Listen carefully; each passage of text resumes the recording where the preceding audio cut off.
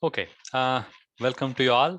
Today I would like to cover a little bit about using of, a services, because yesterday we did a basic deployment, and today we would like to, continue with service. Service actually means the networking service, right? Service takes care of all of your networking part. Like if your compute is, let us say your pods are up and running, but then you have to connect to the pod either from inside your cluster, let's say another pod, or from outside the Kubernetes cluster, like a real users.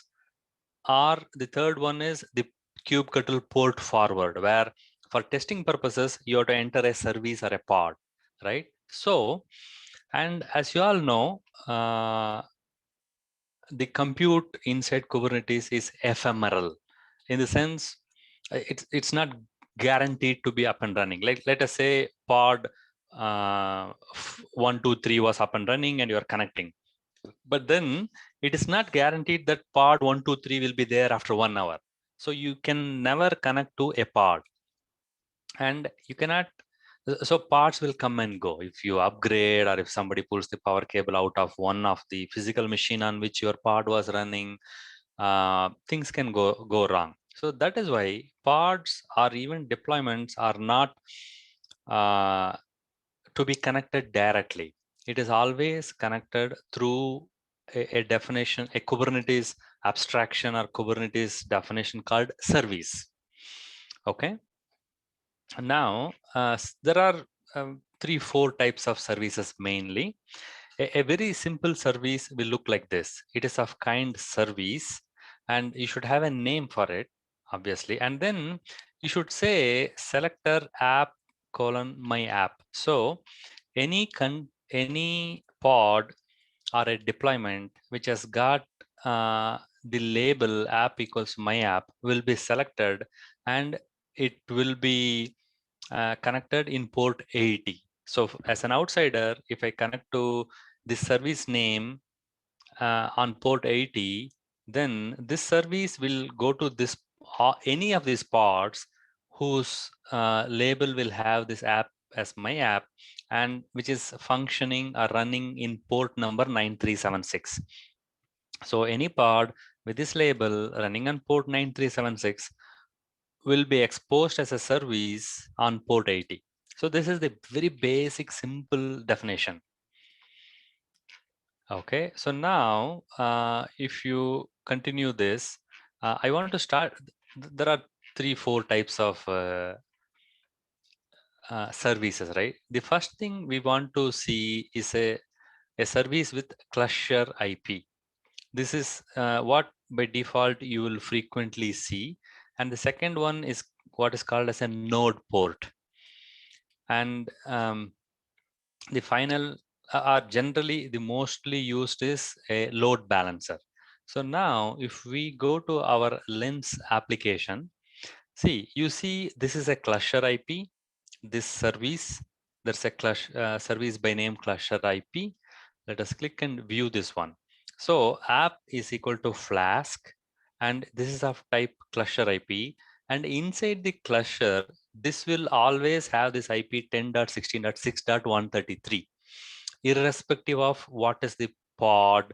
Like there could be a pod whose IP address is 10.12.0.83, 84, 92, 93, any number of those things. But this service of type cluster IP, which will have, until this service is deleted, this will have this IP address until it leaves. It's a fixed IP address which is inside the cluster, and it is accessible from any pod or any other services from inside the cluster. So this is the simplest type of service you have of type cluster IP, which is like permanent until it is destroyed, until it is there. And then it is going to have like send all the requests you are going to, the users are going to send, which has got a label of app Flask. And if you remember, yesterday we deployed a Flask app where the label is equal to Flask. So there's a deployment whose label is equal to Flask. And then this is, so this service with cluster IP only internally. If any other application wants to connect to this Flask deployment, then they will call this service of Flask and then they can connect. Like it is like, calling google.com, right? So if internally, if you want inside default, you can call the service Flask, and then it will send all the requests to that deployment, basically. Okay, so now what I would like to do is, let us enter one of these pods here.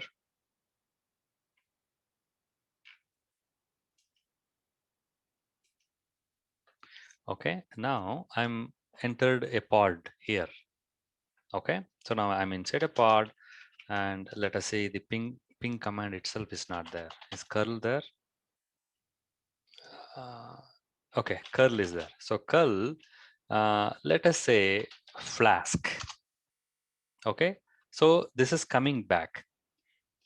Now let us ping. Oh, ping is not there. How do I find the IP address if ping is not there?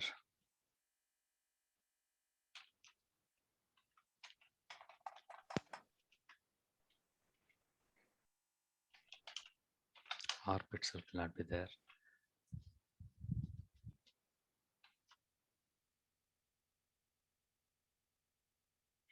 What? Let me see if can apt get in.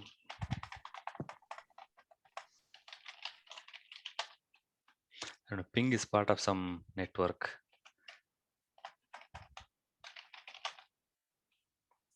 Does anybody here know ping is part of which application? IP utils dash ping. IP utils dash ping. Okay.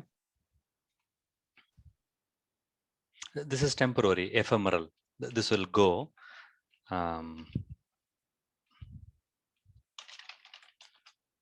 Ping Flask 10.16.6.133. Okay, and if you see the name, flask.default namespace.service.cluster.local. This is very, very important to remember. This will help you in troubleshooting many problems in Kubernetes. And this is not like any of our old world of Linux servers and stuff. See, when you create a service, right, of Flask, which has got a 10.16.6.133 IP address, 10.16.6.133, right? You just created a service, but then Kubernetes created a DNS name for it called Flask, which is in the default namespace, which is a service, which is in the local cluster with this IP address. So this DNS, it automatically created. So if from anywhere, if you type ping flask.default, let us even have that. Ping flask.default. The namespace always gets added here like this. If you do this, it'll go to this IP address anyway, because it's in this service is in the default namespace, right? So when you just said this simple file, when you created a very simple file which says in kind service metadata Flask in namespace default and with the label of Flask, this and you should also mention type is cluster IP. If you just do this, then it does all these magic of creating in cluster IP and which is exposed to all other services or pods. See, I connect to one of the random pods here, and from this pod, I can ping to the service. But then when my request goes to the service, that service knows, okay, now I'm supposed to send to these pods of deployment, which is here, and there are two pods running here, right? So now let me delete this unnecessary deployment so that it might potentially cause confusion. And let me also look at the other namespaces, who is running what. Okay, lots of stuffs are running. I'm going to delete some of these things for now. Which one should I delete? Okay, I will delete Sachin's. Sachin is there today? He's not joined. Okay, I'm going to delete for now so that at least the others one we can use. And I don't want Vasant's 3 part to be running. I forgot to delete it. No problem, no problem. I'm just decreasing to 1. And anybody else? Praveen also had 3. I'm just decreasing it to 1 part so that the deployment will be there and you can use this anyway.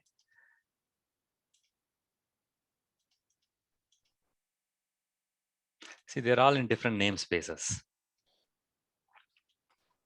Okay, so this is 4.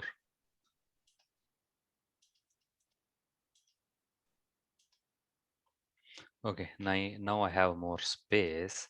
Now I wanted 3 of these guys. Image pull request. Okay,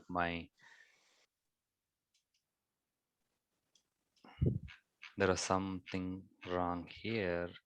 Let me correct it. V1.6, I think. And if you've seen, when I did that wrong image name, which is non-existent, it did not roll out the deployment. This is so awesome, right? See, I have 2 containers running now. And what is my scale? Was it 2? Yeah. So two containers, I'm good, up and running. Okay. So now let us say I make 4 of these guys. Okay. So now immediately I got 4 of these guys running. Now let us say for by mistake, I put a number which is like wrong. Okay. Okay, has been modified. I just has to, come back here and open this guy. Okay, sorry, I want to edit it. And then let us say I put a wrong image name.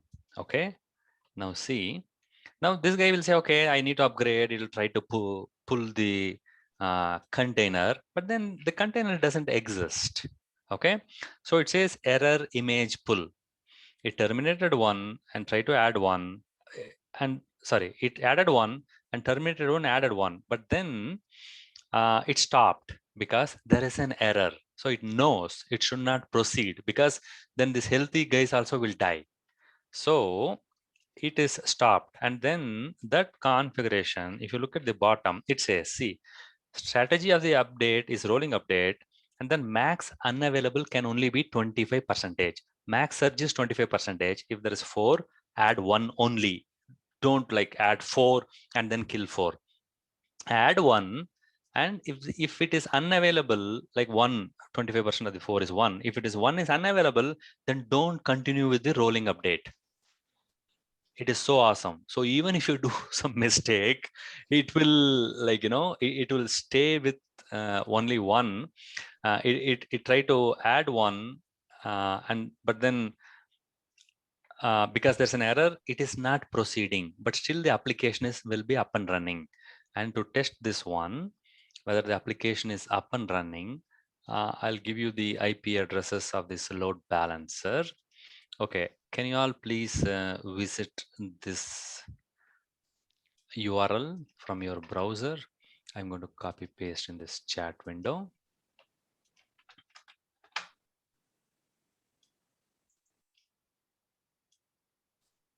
Okay. Anybody cannot access this quickly? Let me know. Okay.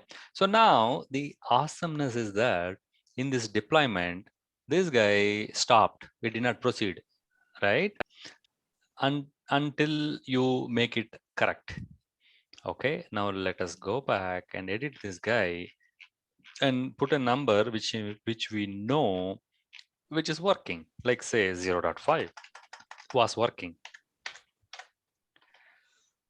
And I click save. We'll go to our Flask deployment. and then it will see. Now it's not like changing everything at the same time. It is pulling the one of those guys, and only when it is successful, it will continue the rolling update. If for whatever reason it fails, then it will not proceed. Now what's happening to this guy? Okay, version 0.5 is not there because it is not v0.5. It is just 0.5.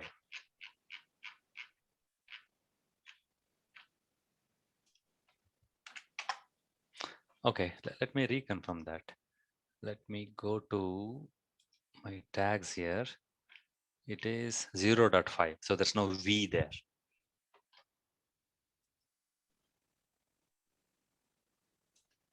Save. So now let us see whether it proceeds with the deployment.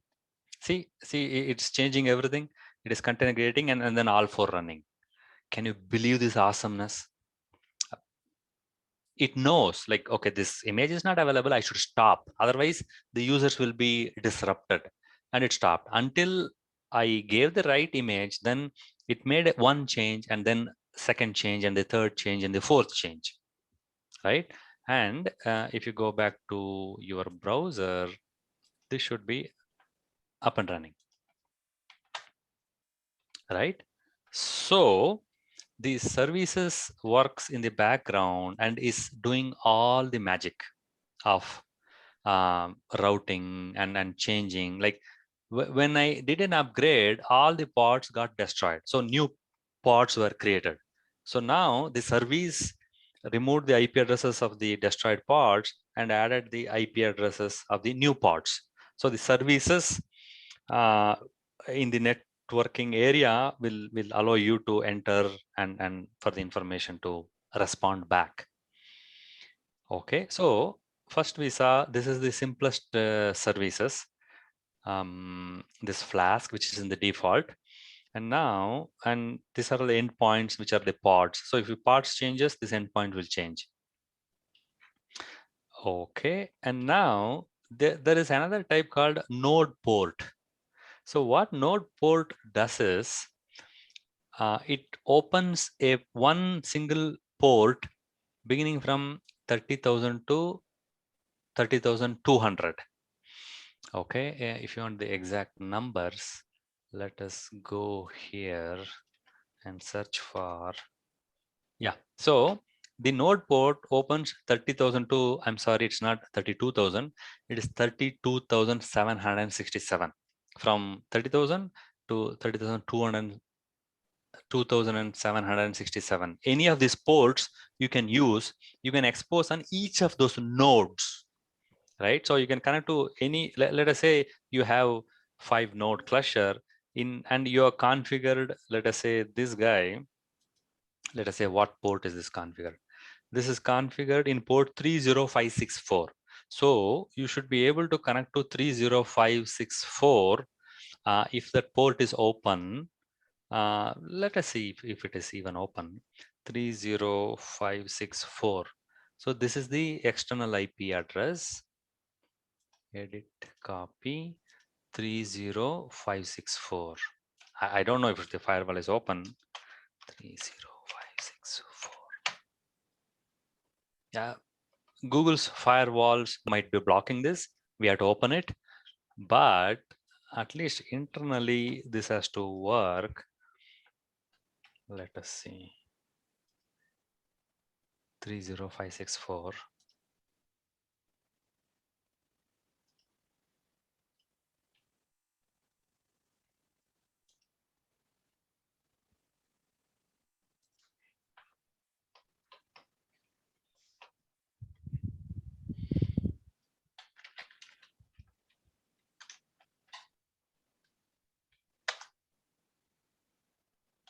Internally also is blocked because it's like Google Cloud, right? By default, everything is blocked.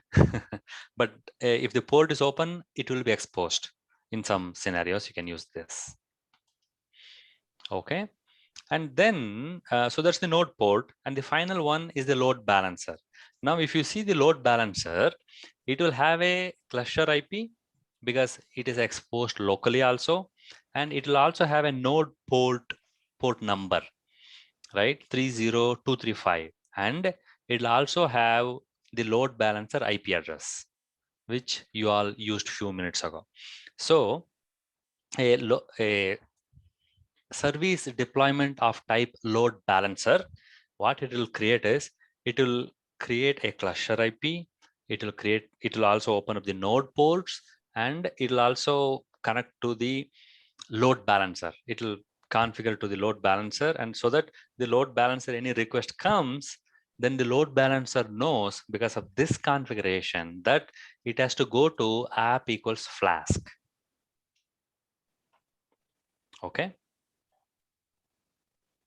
So these are the three types of services Kubernetes has got for the networking to happen, for networking to happen, or for external request to come inside, or if one application want to connect to another application, you can do this. Okay. Do you have any question on this, on the services and the networking? If not, I would like to continue with the demo of this Flask application. Okay. Before Yeah. that, Jay, Yeah. it would be helpful, like if you could give me a summary of this shit. Like I did join here on the computer, like through the laptop, but still, it would be helpful if you could give me a summary of the till now whatever the networking you went on. Okay. See, if you want me to have summary, I can put it Just, into just 3 2 1 minute, 1 sentences. minute. Yeah, 3 sentences. Yeah, that's enough. Sorry. Yeah, that's enough. Sure. Yeah. Okay. Summary in the sense. Okay. Now, let us say you did your deployment, pods are up and running, but then how do you reach out to the pod? Like somebody types www.mysite.com or whatever, right? So somebody has to type to enter this thing. So to do that, there is a services type of load balancer. It will work. But Yesterday internally, we let did. us, sorry? Yesterday we did the load balancer. Correct. Yeah. And second way, simpler way is internal. Let us say you have 100 applications running, right? There is some APIs running from front ends and back ends. There are so many applications are running inside. Now, if these applications want to talk to each other internally only, then you should create a service of type cluster IP.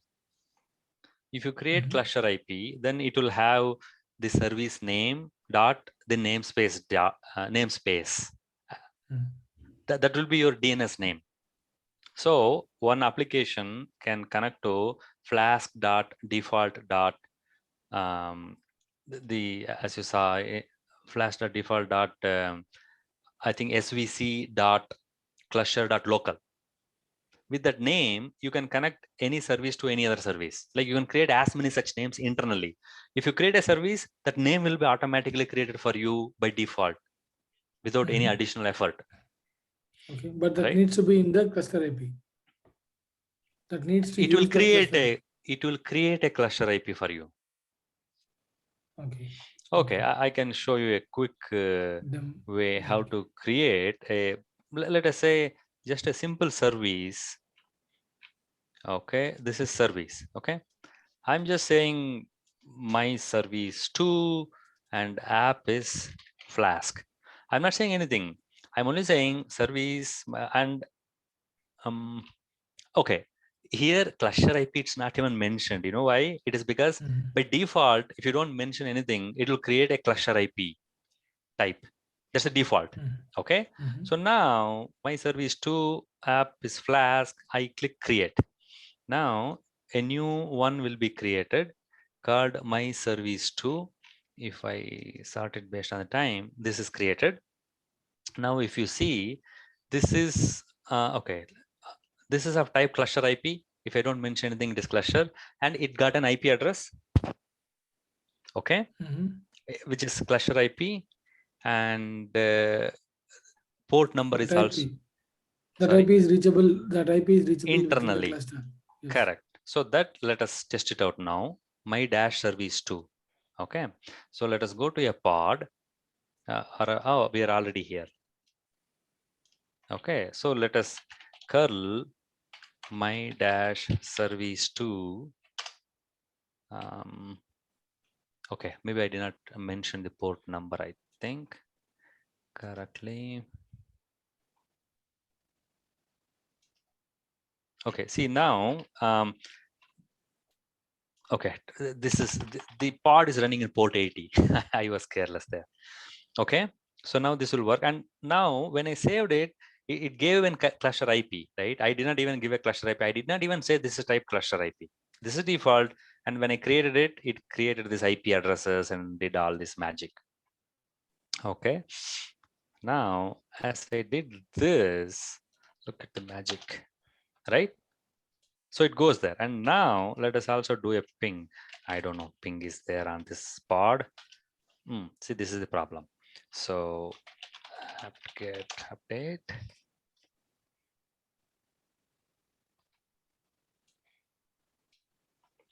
Then apt-get install IP utils-ping.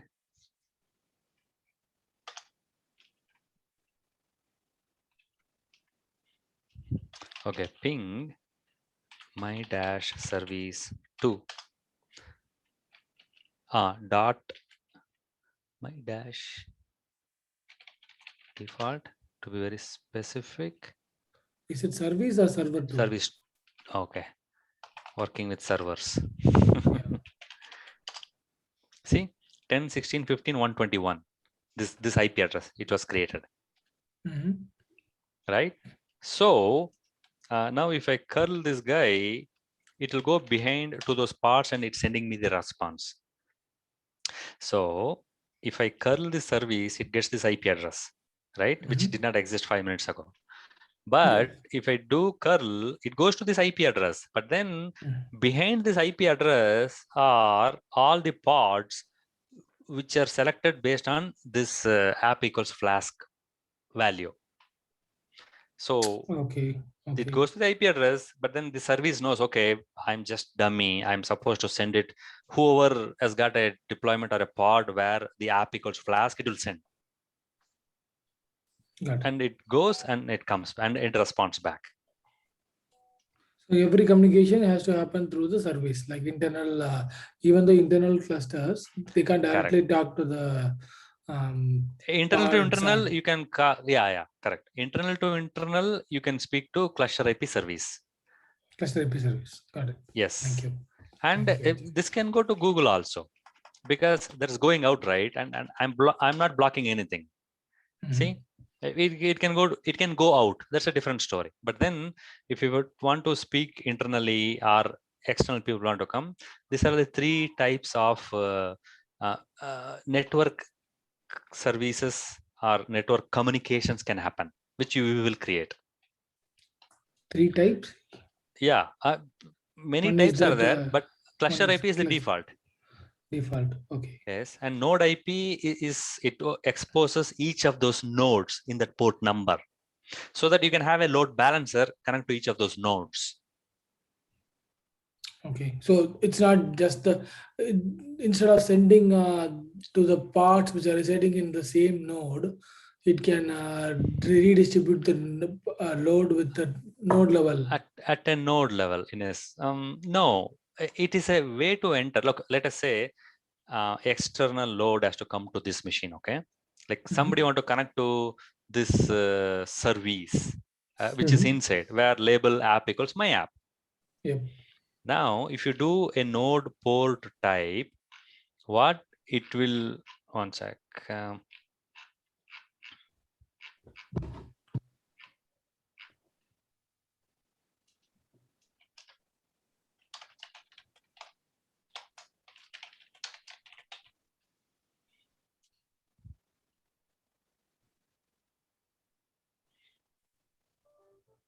just see if I can have a simple image. Okay, looks like there is no simple image. Okay, see, if external load wants to come inside to your cluster, then if you do a node port, then all these ports on each of the nodes will be exposed to the outside world.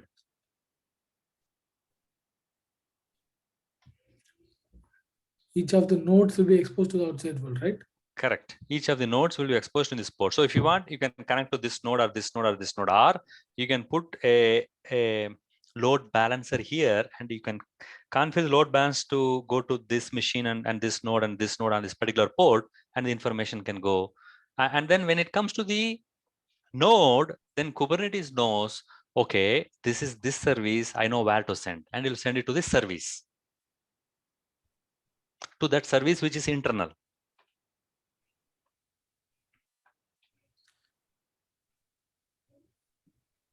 Okay, so kind of a node IP is a kind of parent of cluster IP kind of level, next level of cluster IP, like the one level higher of cluster IP. So Wait, let me see if I can create a simple image for this. because here it's just the only one node actually. 3 parts are there, but only one node was there. Correct. So that is a no. This 3 is parts. One node has the. but they are in cluster IP. multiple. No. Okay, that image is wrong.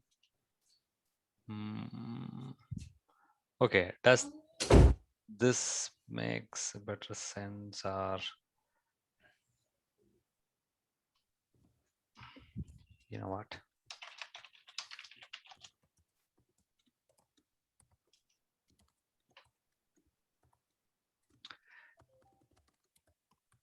Yeah, this is a simple image. Okay, see, this is how it is. Each VM, when you open a node port on this, so this particular port will be open, so that, and then it will also send the request to the service, and service knows where to go. So if an external outside traffic want to come to a service, then what you do is you will create a load balancer here, or if you really want, you can connect here also. And each virtual machine on which these pods are running, right? This port number will be opened and exposed to the external world. Node ports. Yeah. Okay, so directly they can. So we need to open access the the node virtual ports. machine. Okay. But generally, we won't access the node directly, right? Like no, you have to. So what's your other choice? Without that, how will you do anything?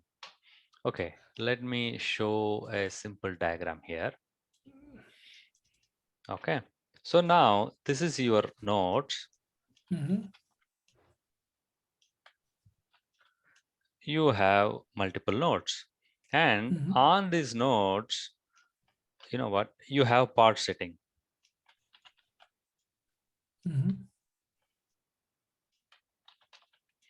Many parts. Okay.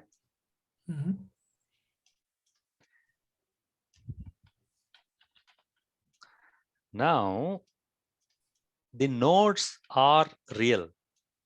Actually, the Linux kernel on which is running as the nodes on a physical hardware is the only reality.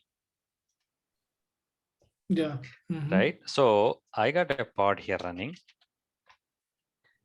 I got a node here running, which is actually a Linux kernel.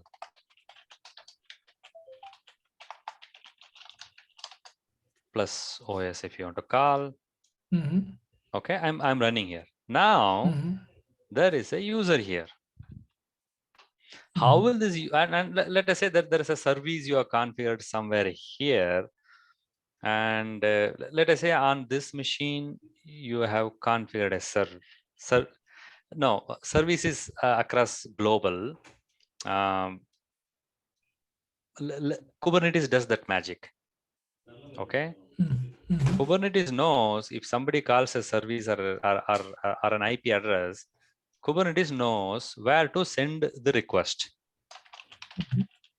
These all IP tables, Linux IP tables management in a sense. Okay. So now, how will this user can come to this service so that service will send the request to the pod?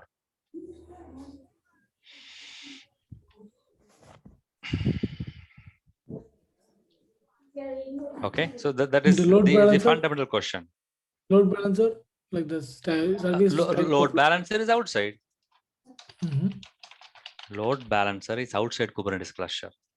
Okay, Mhm. fine. So this is correct. This user will connect to the load balancer. Now, how will the load balancer reach this pod? It has to connect to mm, the service, internal service which has that connections. Service is here. Yeah, but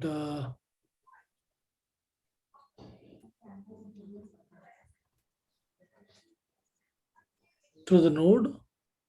Anybody else? Correct. Anybody else? Comments?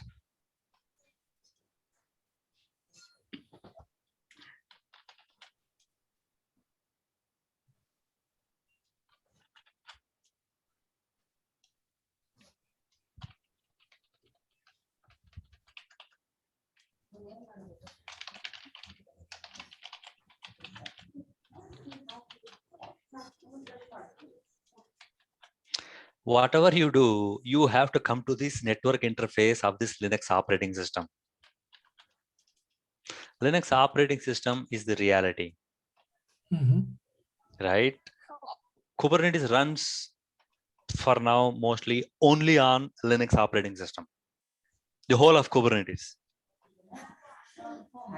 Okay, so the only reality is Linux kernel, master nodes or compute nodes or whatever.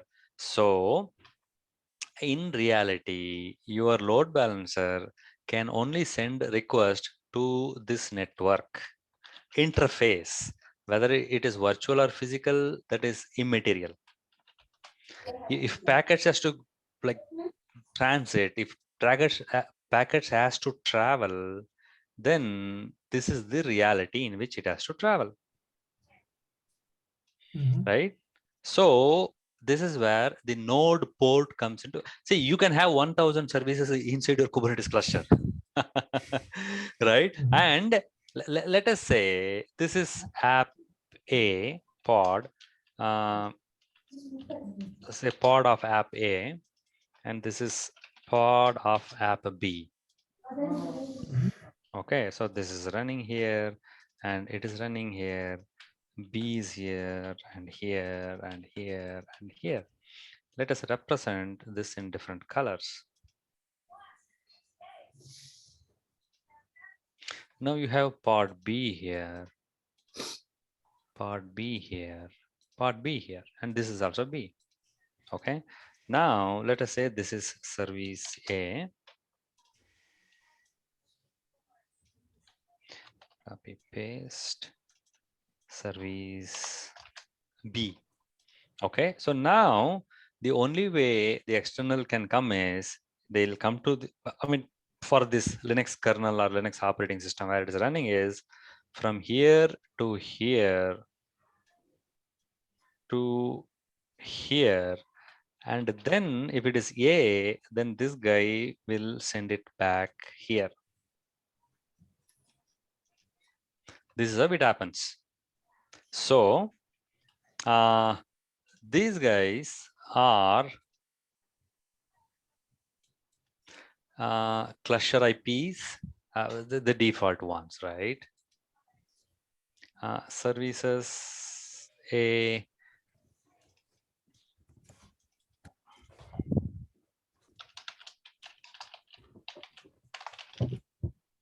Cluster IP.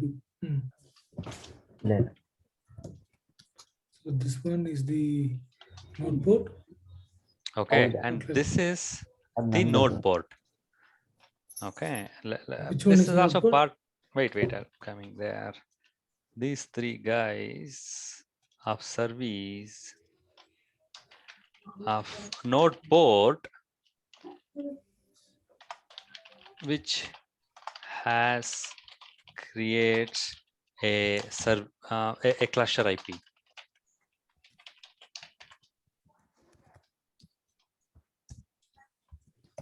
Okay.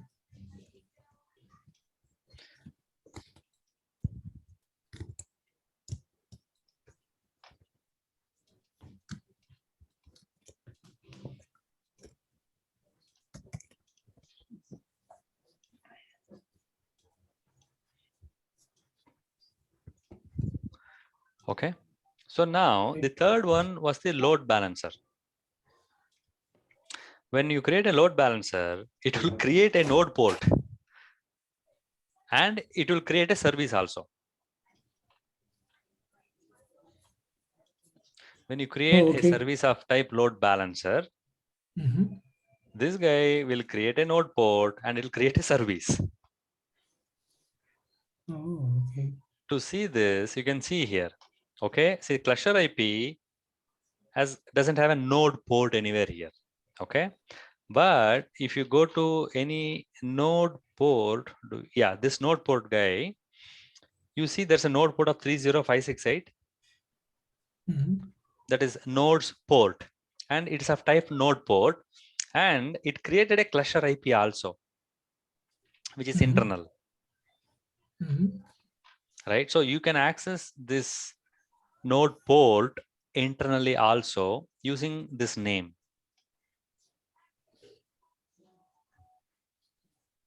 Okay, let us test it out.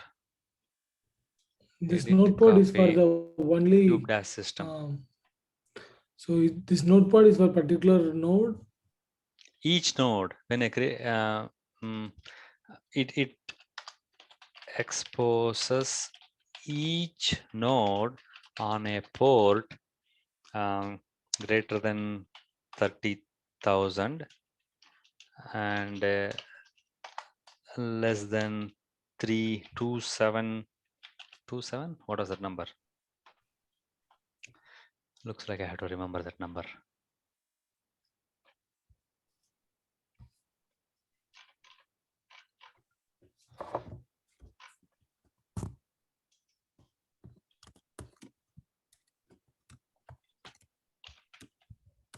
Two seven six seven. 2767. Okay, when you create a service of type node port, it will punch holes in each of the nodes, compute nodes, which is currently running in one of these port number, and so that the external requests are allowed inside. Okay, so that is about the node port. Got it. So that's what, like with the load balance, when you do it, like it creates as a node port and cluster IP. Correct. So there is a way to do it. Yes. So now if you go to the load balancer, it will have all three. All three. It will have a cluster IP. It has got an external IP address and it is running on the node. Okay, you know what? If you edit it, it will get a better clarity here. Okay, so now this guy has got a node port number, so you can access in each of those nodes, right? And it has got a cluster IP also, so that internally, locally, you can access. And it has got a public static IP address also,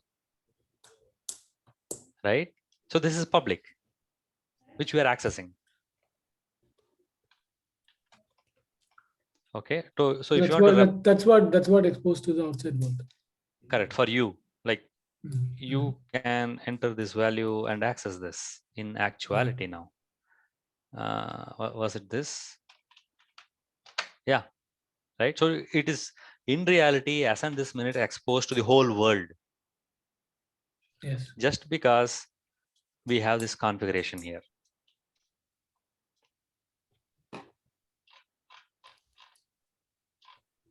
Right?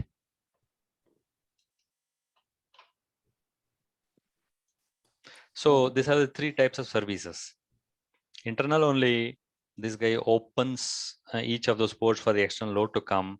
And theoretically, if actually I do this many times for testing purposes in an internal network, right? I can actually connect to this machine, and this is generally always only port 80 and 443 generally, right? I mean, if you have Ingress Controller or whatever. But here, I can go to the IP address of this machine and I can use this port to actually connect. Port number, sorry, do we have that? No, this is only service. Load balancer. The port number is 30235. That is a node port. Yeah.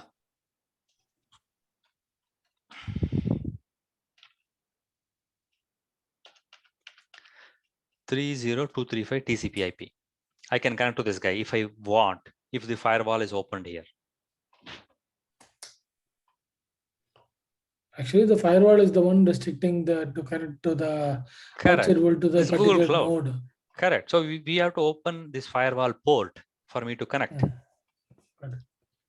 That's an easy thing if I really want to connect. And in the internal network, this firewall will not be there. I can connect to any of these machines in any of these ports. If it is on premises, like hosted in our data center. For testing purposes, I can connect.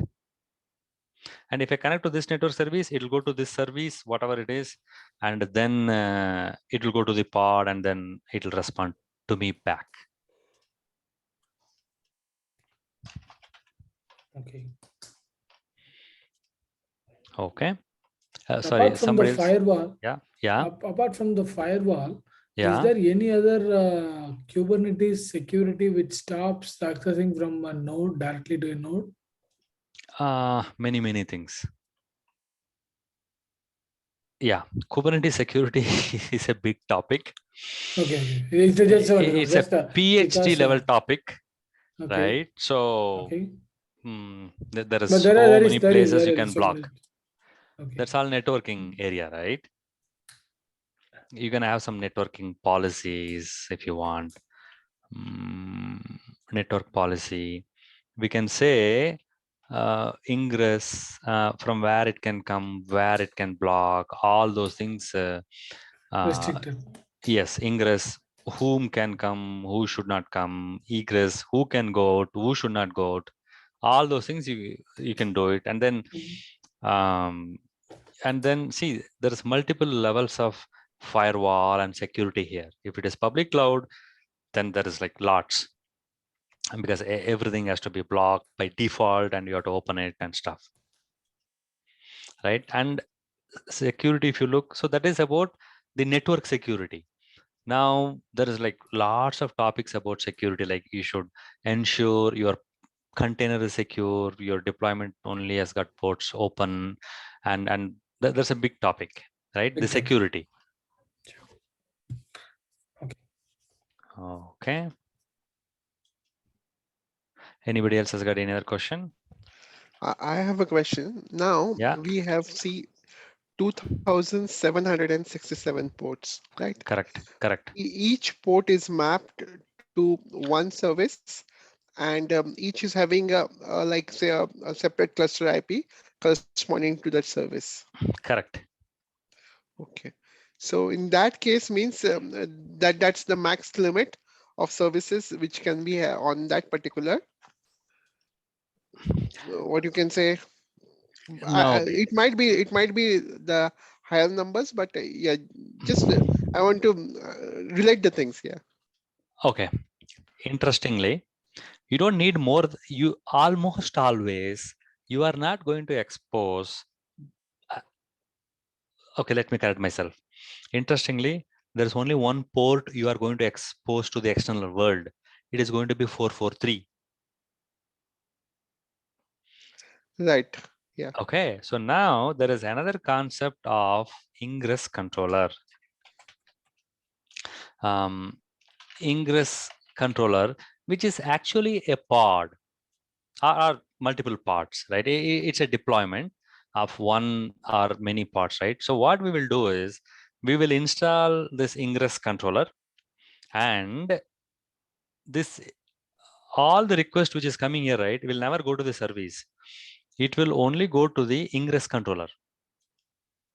Obviously through this node port only, right?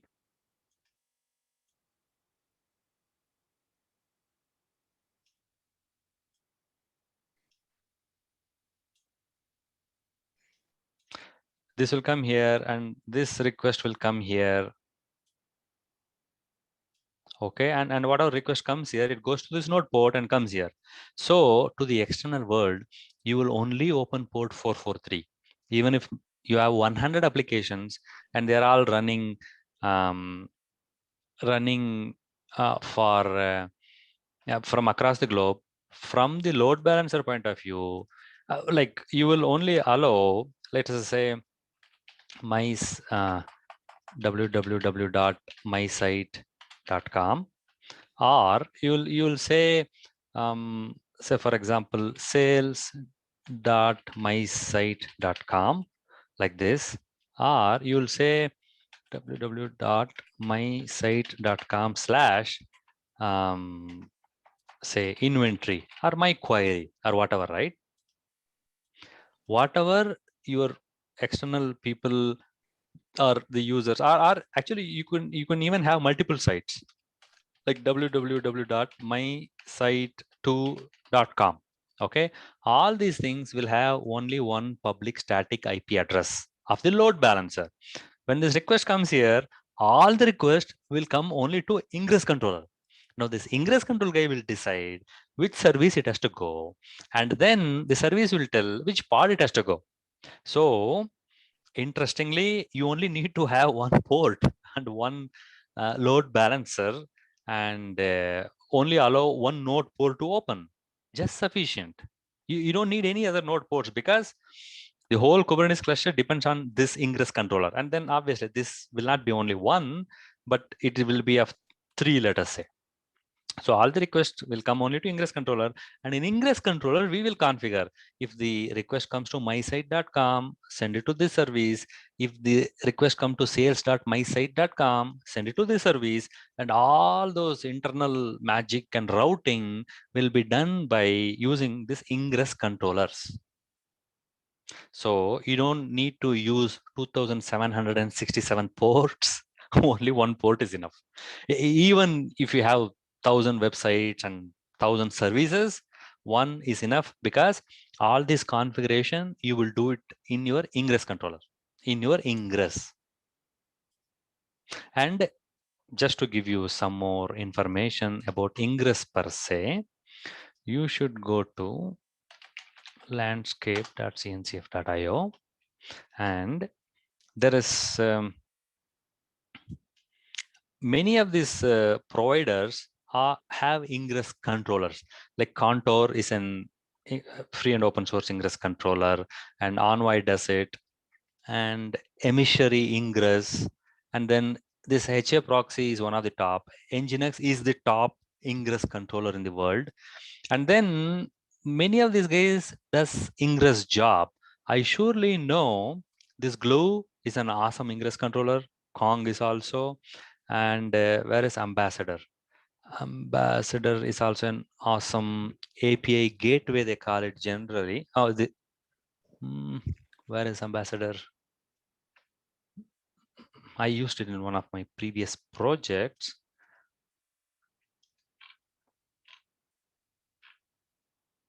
Is the Ambassador name changed or what?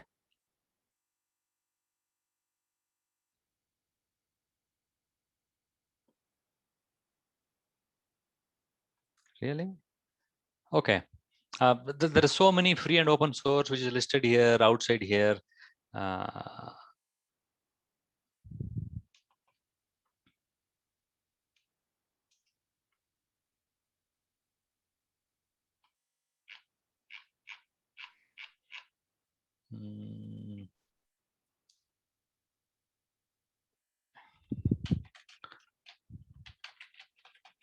Wow, Ambassador is not there. Okay. Yeah, so you have so many Ingress controllers. You have to choose one of them, and you have to install and set up to get this request from the outside world to come inside. Like traffic proxy, also I've used for one of the companies as an Ingress controller. Jairam, I have a question. Yes, Sachin. So for the Ingress controller, like as you mentioned, the API gateway. So API gateway is we generally implement it in our application level also. So is this different from that, or is it similar? Okay, kind of good question. See, the thing is, this API gateway, service mesh, and service proxy, everybody is telling we have Ingress controller, we have API gateway, we do service mesh, we are a service proxy, all this, because some of these companies, like this Glue service mesh, I think they became a $1 billion company recently, and Kong is also a huge company. So, Yeah. so to put it broadly, each of these vendors, like F5, they are a load balancer. I think they bought this HA proxy and Nginx, I believe. Or no, I think they bought Nginx, for example, right? So there is, when it comes to this network, see, okay, let us go back to this other image.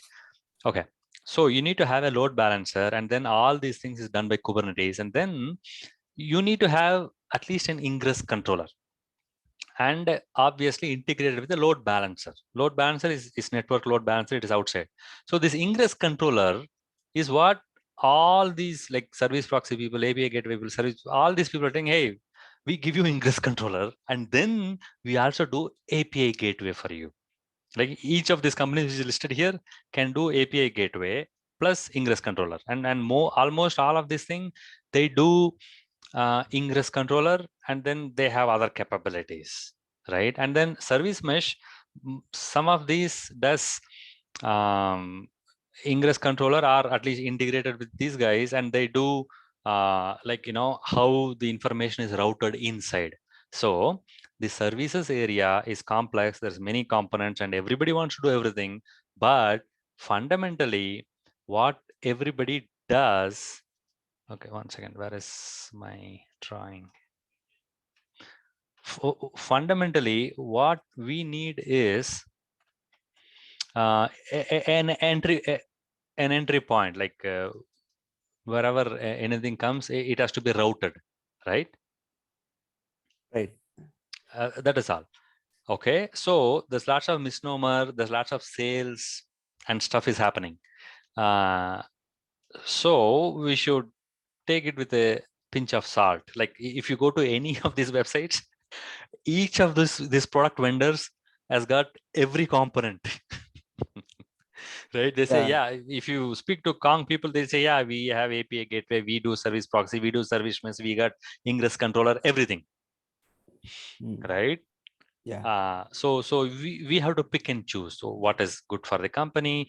And even here, if you see, you can choose based on, say, license, right? You can say open source, right? See, almost all these product vendors, they are like freemium. Like the default product is free, but then if you want to buy, then they'll say, okay, like for example, let us go to ambassador.io. I think was their website. I'm not sure.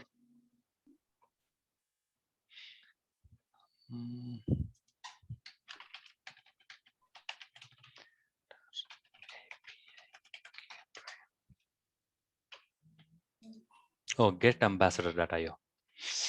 Okay, and let us also go to traffic.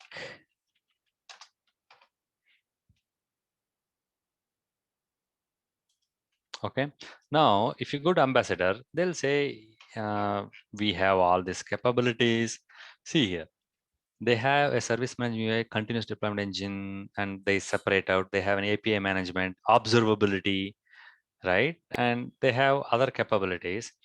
But I think if we go to these products, Ambassador Cloud. Oh, okay. Now here, I think. If you go to, as I said, this is all freemium model, right? From developers, get started free, right? They'll say 20 developers, 20 managed services, 5 requests per second, and maybe some price. By default, it is open source, and then for small business, it is this thing, okay? But now, this is what I want to see. See, for open source, debugging is free, code changes, ID is free, but then dashboard is not free, and then you cannot visualize with your free version. So plus, if you developer version, if you pay some $30 per month, and this is maybe thousands of dollars a month, you'll get this. And then look, This route and load balancing capability is there in open source. It's also here. See, the circuit breakers is an interesting concept. Like it will rate limit. Like one person can only use, like, say, 100 requests per second, something like that. After that, it will stop. And then distributed rating, real-time metrics, right? So all these things. Then this OAuth OpenID Connect is not there in this open source version. It is only there in this version. So now this is not only an API gateway, right? It does many, many more things, as you see here. There's a dashboard and workflow details and publish Swagger and Open API details and OAuth filters. You can have many more filters, right? So this is about Ambassador. Now let us look at Traffic Labs, which is another vendor. Okay, again, ingress management is there everywhere. Service mesh is not there in the default version, open source version, but is there in the enterprise version. And look, they're throwing an API gateway also. Take it and go. take it and go. So now, do I call this as a proxy, or do I call it as an ingress? Do I call it as an API management? Is it an API portal? Right? And canary deployment, stickiness, like there are so many things. And then in their enterprise version, they have more scalable backup and restore, which is not here. And LDAP authentication is not there in their open source version. Right? OAuth 2, automatic HTTPS is there everywhere. Distributed lattice encrypt is not here. And see, the list is so long, right? So they don't do one, they do many. And then freemium model. Half of them is free, but then if you want, like, enterprise grade, OPA, LDAP authentication, then you have to buy the enterprise version, right? So the services for our bare minimal requirement, right? So this is what we need. We need a simple ingress controller and a load balancer. Load balancer, nobody is going to give you. We have to set up a load balancer anyway, right? Using Metal LB or whatever. But for this ingress controller, like, you just don't get an ingress controller. Actually, this Nginx is the #1 ingress controller, which is used, like, I think, maximum people in the world. And then these two ingress, I mean, Contour is also a good ingress controller. So what you need is an ingress controller, but what you will get is an API gateway and a service mesh and a service proxy and 20 other things. Okay, so that's a different big deal. But then I don't know when you joined today, what we saw is using this lens, we created a local cluster IP service, and we created a load balancer, and we exposed to the internet, and then it is up and running. Okay, so that's what we did.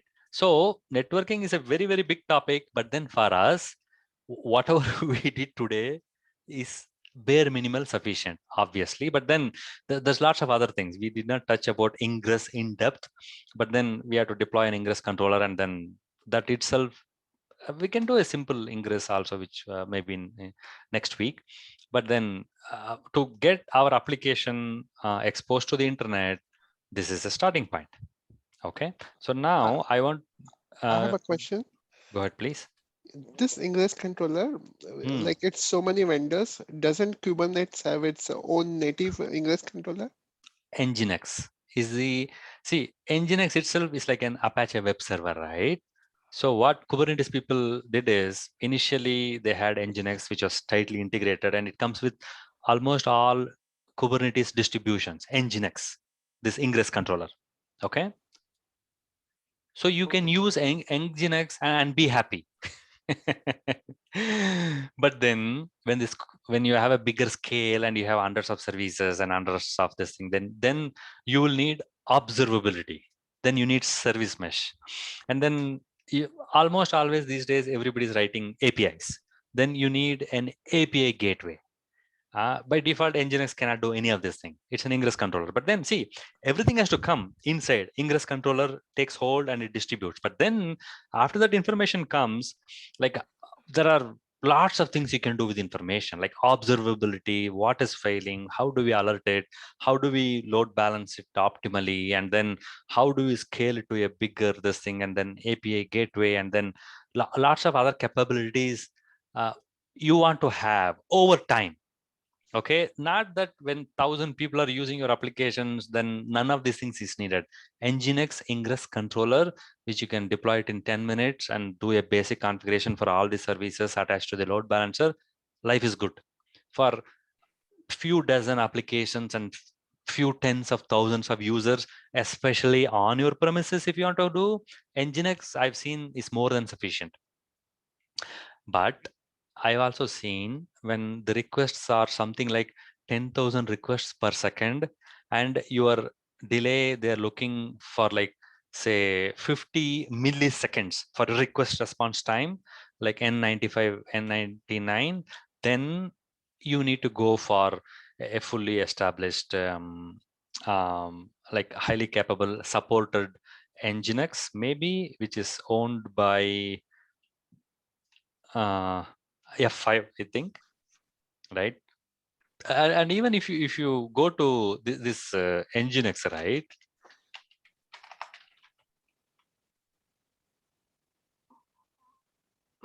Nginx from HA, sorry, it is from F5.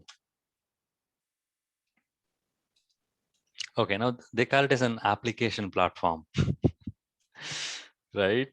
Instead of calling it started as a simple web server competing with Apache, right? So now if you go to Nginx Plus, for example, let us see what all they've added. F5 Nginx Plus, all-in-one load balancer, reverse proxy, API gateway. See, everybody is giving API gateway for free. Whatever you want, they'll give you an API gateway in addition to that. Okay, so this Ingress controller guy, it does all these things: content delivery network, API gateway, and it is an Ingress controller fundamentally. Other than Ingress controller, it does all this additional capability, right? Because it's from F5. See, it has got all these additional capabilities and stuff. But for us, an simple Nginx Ingress controller, which you can learn in a couple of hours or at maximum a day, and deploy it. There's so much simple, like, sample configurations you can get, and you can call it a day.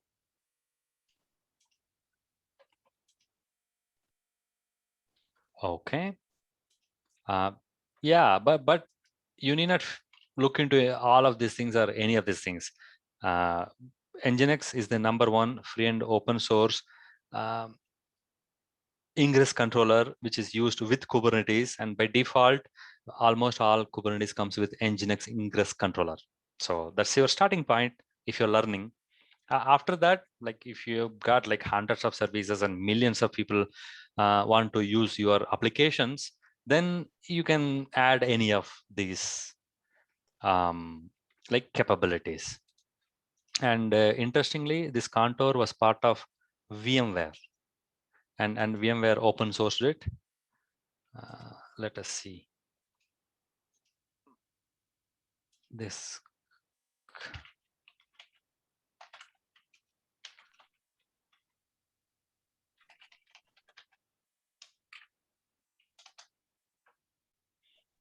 projectcontour.io, right? So built for Kubernetes dynamic configuration, secure ingress, right?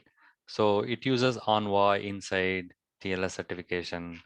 I've heard good things about this also, but then it came only recently, right? So when 5 years ago, when Kubernetes was released, for Ingress, most of the people were using Nginx because it was upcoming, free and open source. It is the tiniest web server, I think. So they used it, but then Contour came recently, like less than 2 years, I think. This also you can use it as for your Ingress controller purposes.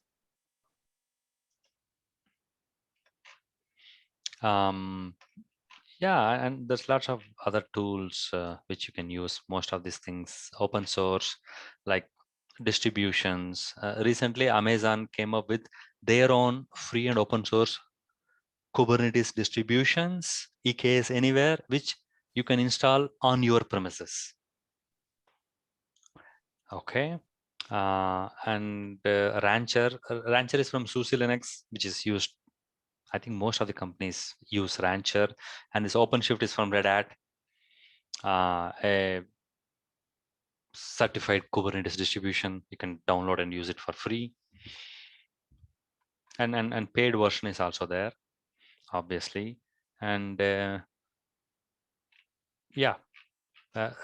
So these are the basic things I want to touch upon today about Ingress controller and the types of networking, right? And these are all the network components which runs beneath the Kubernetes cluster, which you can just set up and go. That's it. Like, you need not worry about any of these configurations. You need to only know that if this YAML files is what you need to know fundamentally. For example, if you want to create a simple service, it is as simple as these 11 lines. You can create your own service, not hugely complex, right? And even the load balancer was like not big. It was like 20 plus lines only. And Ingress, if you want to deploy, you can deploy the Ingress here, like a minimal Ingress, right? This will give you an Ingress controller for you. And yeah, we will cover Ingress controller maybe next week for sure, but then it's a big topic. Okay, so time is near 8 o'clock. I'd like to go ahead with a couple of more questions and we can call it a day. Yeah. I have one question. Now, Please. coming back to like when we were working on that pod, you have done an exe login to the pod, and with the apt-get you have installed the other utils, right? Correct. Now my question is, assuming this pod we will say destroy it or something, then Correct. whatever was done, everything will be wiped out, and 100%. yeah, and the next time the deployment image, whatever we have, so that will come. Assuming now this is a additional like things which we require into this particular pods, like the and the ping and the curl, that this functionality we require. So now if it is decided, so now what would be the next step? Like we create another next step is image very of simple. this? Yeah, Image? simple. Correct. It's a Docker file, right? With a Docker file, you will have built the image, and one of the line is going to be apt install iputils-ping. And then if you rebuild the Docker container, then it will come with that ping command. Right, and so then we'll have that new image number, that which will put in the deployment file, original one, and so that way the subsequent pod will be of that version with that functionality. Yes. So my question is, like, if you come in the operational world, there is always security vulnerabilities and patchings and all those things. So the same way, like what you can say, add those command lines and have the images created, and then the deployment will go in the rolling updates. No. You said about security. Yeah. See. Now these was we have needed additional features, but there are security scanners. Okay, like in any what you can say, in a real-time environment, there are security scanners. So they will be also scanning this particular environment. Wait, that is like step 5.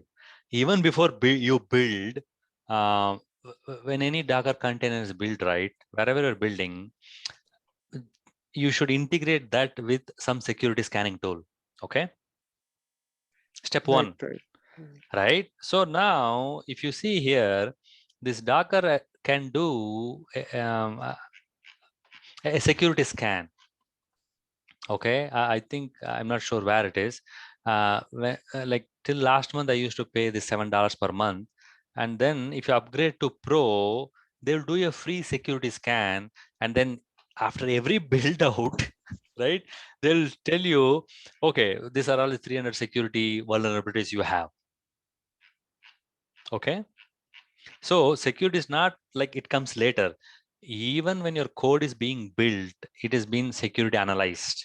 Okay. Step one.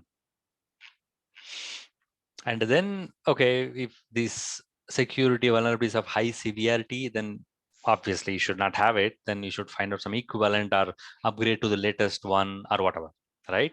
So while your container is built itself, you should have a minimal attack surface, like as small as possible, and don't have anything extra. Just have the required binaries, and it should open port, only preferably one port to serve this one, right? So your container should be as minimal as possible. And then I installed this iputils ping for the only purpose of troubleshooting, right? And in real life's production container, you should not have a ping, because ping is unnecessary, right? So you should not have it. I only showed it to you because it's a quick and dirty way to troubleshoot something, right? So you should not have ping, you should not have curl, you should not have wget. None of those things should be there in your actual container, which becomes a pod later. Okay. Right. Okay. Yeah. So I only showed quickly. I mean, for quickly just to ping and show you that, hey, look, I created a service and I can ping it. But don't have ping, don't have curl, don't have wget, don't have unnecessary things. If yours is a Python Flask application or a Django application or a Tomcat application, just have Tomcat and the bare minimal tools you need to have to run Tomcat. Like, unlike, see, currently we all come from a Linux or Windows Server background where you will have Wireshark, you will have TCP dump, you will have 100 tools installed. And by default, any Red Hat or a Ubuntu package comes with like distribution comes with 900 RPM packages. And one of the packages which I always hate is wireless tools. Why would a Linux server running in a data center need wireless tools, Bluetooth tools? Why? It is wrong.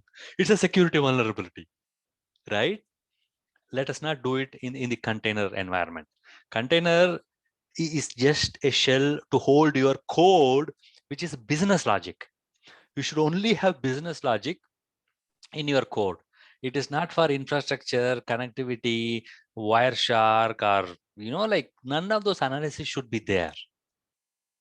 That is a fundamental thinking we should all have from now onwards if you are going to container and container orchestration world.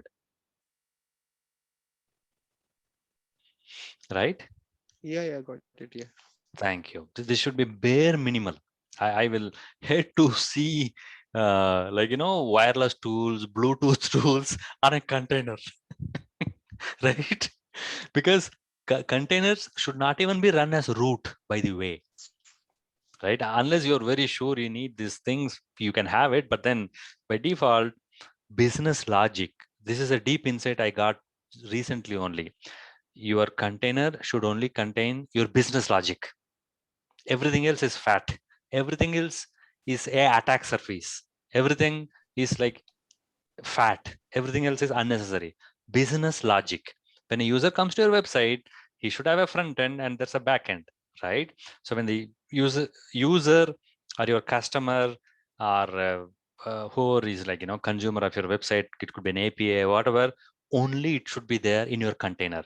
Kubernetes will manage everything else, whether it is rate limiting, whether it is health check, auto scaling, and utilization of the infrastructure, everything else, leave it to Kubernetes, right? So this is what I learned very recently only, right? So container, only business logic, bare minimal.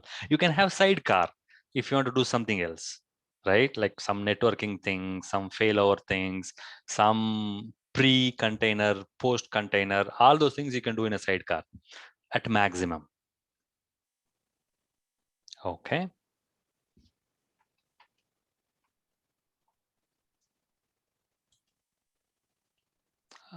Any other questions? Okay, I'll stop recording for now.